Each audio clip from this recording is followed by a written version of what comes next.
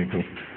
So this is the Sony Ericsson Xperia X1, the silver version of it, as you can see. If we just work around the device, we've got the power button on the top and the 3.5mm jack. We've got the stylus here, which is very long and thin, but at least it's not one of those telescopic jollies. We have the micro mini USB slot, sorry. Nothing really going on the bottom except a lanyard loop, so you can hang it around your neck like a Hong Kong teenager.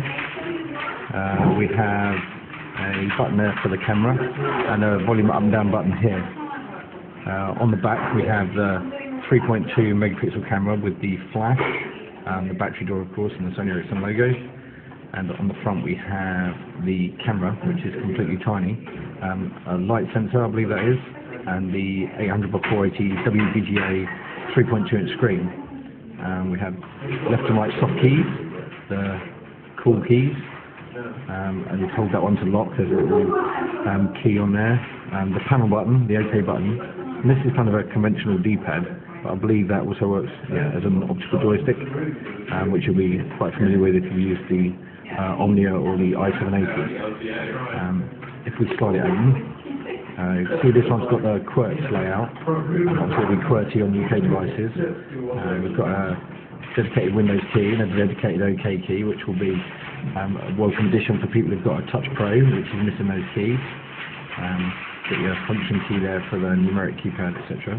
And as you can see, it's a kind of curved slider, and they call it the ARC slider. And it's a spring-assisted slider, much like we see on a lot of the HTC devices. Very smooth. Just looking at the screen rotation there. It's not super speedy.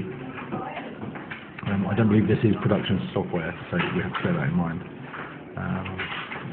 If we hit the panels button, you can see this panel here has got kind of shortcuts and favourites and forward clock and that kind of stuff. Let's see what we've got installed on here. There we go, so we've got the one that they like to demonstrate, which is kind of a swimming fish with the clock thing, which is quite smart. The Xperia does have a graphics accelerator on board, so you expect to see that nice and smooth, which as you can see it is. Time needs to be put right on this because I'm not doing this at 6:25 in the morning. Get that again. What have we got here? One looks like a calendar-based one with a kind of brushed metal finish to kind of match the device. That's quite good. This is extensible, of course, and the SDK for the X1 panels interface is on the Sony Ericsson site. What's kind of interesting, it was clarified today that the panels interface will be unique to Sony Ericsson and won't be available on other devices. Some people have reported. He's kind of bouncing around as I'm kind of not doing anything there.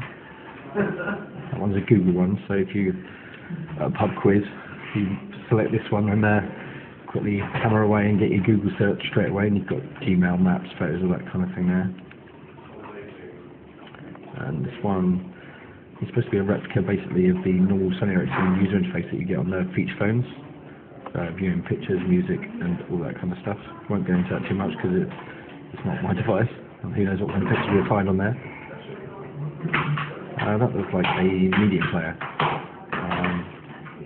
or radio, I'm not entirely sure. Could be either. Got one here, you go, kind of, you can flick through them like so. There you go, we've just selected there's a standard Windows Mobile home screen. In the webcast it was demoed that FPV Shell is already running as an Xperia panel, so that's quite neat really. Programs wise, let's look at what we've got in here.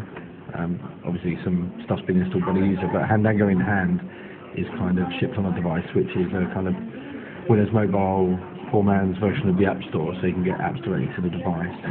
Esmotec Java, as we can see there, Opera Browser in ROM. It's not clear yet whether that includes flashlight support for things like YouTube. You kind of got the impression that might be coming along at a later date. One thing, regardless of the speed of rotation, you're flicking through these tabs, it does seem pretty quick, and this is quite laggy on some devices, so, and the screen of course is quite glorious. Illumination here, This lets you set up custom illuminations or turn on the illuminations for different events. I believe, I don't know if we'll be able to catch this on the video, but there's LEDs kind of along this edge. There you go, you can see they kind of flashed orange for that one. Let's see. There you go, nice big one. So you should be able to kind of, without waking up the phone at a glance, be able to see. Is it on the other side of that? Oh yeah, there we go. That's cool. That one's called the Night Rider look. That's pretty cool, because if there's one thing I quite like about the Diamond, is that it has that custom notification thing around the D-pad.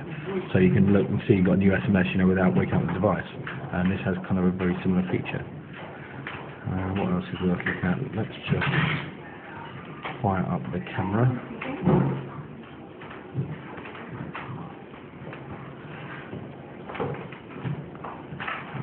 So again, I guess this is based very much on what you get on a Sony Ericsson feature phone.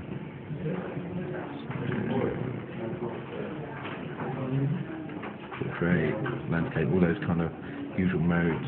So we've got here. Focus. Light, i.e. the kind of flash type thing. Multi-shot modes. Doesn't seem to be a huge number of options, to be honest. What else we got? Picture size. Video size VGA, so it takes VGA video, which is of course a major benefit over all the HDT devices at the moment, which can only take TVGA. So quality of that we can't really test now, so it remains to be seen, but at least having the option there is a bonus. I think we've got the rest of it pretty much covered actually. Memory card. Oh yeah. It does wake up when you open it, which is kind of nice. HSDPA, of course. How do you get the battery cover off that? Pop these things at the side? Yeah, both sides. Yeah. There you go. So it's a 1500 milliamp hour battery, and the micro SD slot is below the battery cover, but you don't need to take the battery out in order to get to it. Is it micro SD? It is micro SD, yeah. Not M2. Nope, micro SD, which is nice. Yeah, and taking the back cover off doesn't kill the device. So. Yeah, cool. Okay, cool. And I think that's about it.